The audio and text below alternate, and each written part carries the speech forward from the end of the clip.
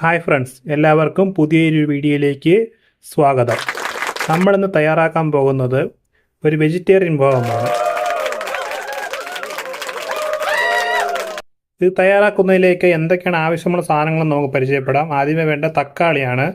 Maximum നന്നായിട്ട് പഴുത്ത 2 തക്കാളിയാണ് നമുക്കിവിടെ ആവശ്യമായിട്ടുള്ളത്.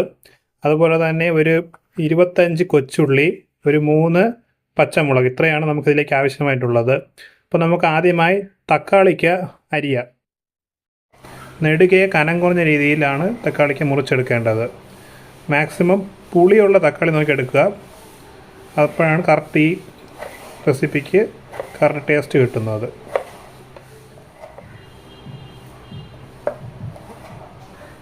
ചെറിയ നെടുകയാണ് മുറിച്ച് ചെറിയ അതായത് ഈ കനത്തിൽ ചെറിയ കഷ്ണങ്ങളായിട്ട് മുറിച്ചെടുക്കുക. അടുത്തതായി മുളക് മുറിക്കാം. മുളകിൻ്റെ ഞെട്ടെടുത്തതിന് ശേഷം അതും സെയിം കനം കുറഞ്ഞ രീതിയിൽ നെടുകെ മുറിച്ചെടുക്കുക.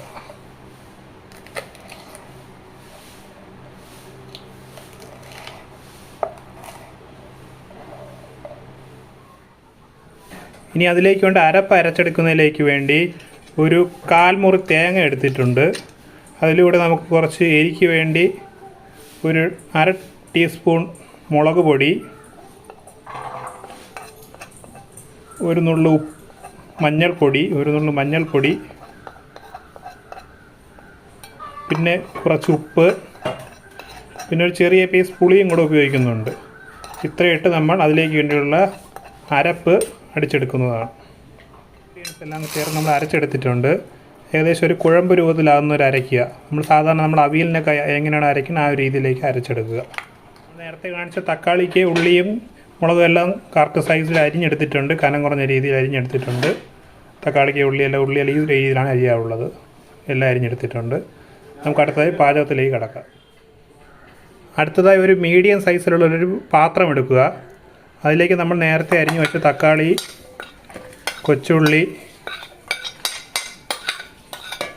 മുളക് എന്നിവ ഇടുക. അതിനുശേഷം നമ്മൾ നേരത്തെ മിക്സിയിലിട്ട് അടിച്ച് വെച്ച കൂട്ട് ഇതിലേക്ക് ഇടുക.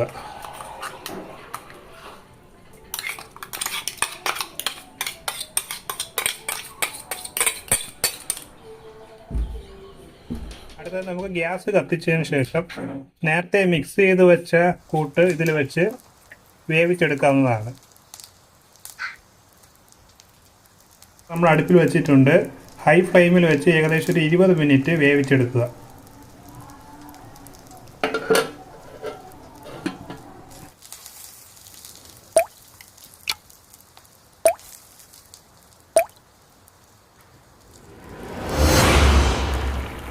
അപ്പോൾ അത് ഏകദേശം 20 മിനിറ്റ് കഴിഞ്ഞിട്ടുണ്ട്. നമുക്ക് നോക്കിയാൽ മനസ്സിലാവും തക്കാളി നിറം മാറി വേറൊരു നിറത്തിലോട്ട് മാറിയിട്ടുണ്ട്. അതുപോലെ തന്നെ മുളകും വേറൊരു നിറത്തിലോട്ട് മാറിയിട്ടുണ്ട്. ഏകദേശം ഈ നിറത്തിലോട്ട് ആകുമ്പോഴത്തേക്കും നമുക്കിത് ഗ്യാസ് ഓഫ് ചെയ്യാവുന്നതാണ്. ഇത്രയായതിനു ശേഷം നമുക്ക് ഒരു 2 ടേബിൾ സ്പൂൺ വെളിച്ചെണ്ണ ഒഴിക്കുക. അതിനുശേഷം ഒരു 5 മിനിറ്റ് അടച്ചു വയ്ക്കുക. ഇപ്പോൾ നമ്മുടെ സ്വാദിഷ്ടമായ തക്കാളിക്ക് അവിയൽ റെഡി ആയിട്ടുണ്ട്. തീർച്ചയായും എല്ലാവർക്കും വളരെ പെട്ടെന്ന് വീട്ടിലുണ്ടാക്കാൻ സാധിക്കുന്ന ഒരു വിഭവമാണിത്. വളരെ ടേസ്റ്റുള്ളൊരു വിഭവമാണ്. എല്ലാവരും തീർച്ചയായും വീട്ടിലുണ്ടാക്കി നോക്കുക. Thank you.